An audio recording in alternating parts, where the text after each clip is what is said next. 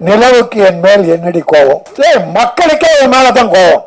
அந்த படத்துல ஓட்டல வந்து ஒரு நடுவுல இவங்க 2 பேரும் நடுவுல ஒரு பிராந்தி பாட்டில், பிராந்தி எவ்வளவு பெரிய நீளமா இருக்கு, தேடி கண்டுபிடிச்சு 2 கிளாஸ் அந்த பிராந்தி பாட்டில் பேசிக்கிட்டே இருக்கும்போது அந்த பொண்ணை ஹீரோயினை உடைச்சி பிராந்தியை ஊத்துறான்.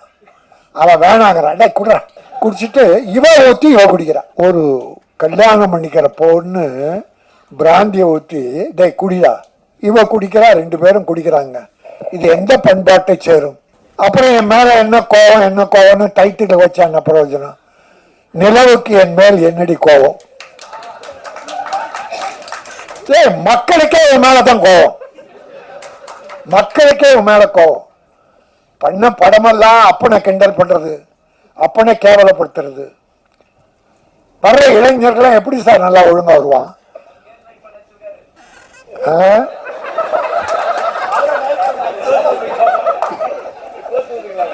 இப்படி எனக்கு ஒண்ணு இல்லை, கொஞ்சம் நகைச்சுவை அதை பண்ணலாம்.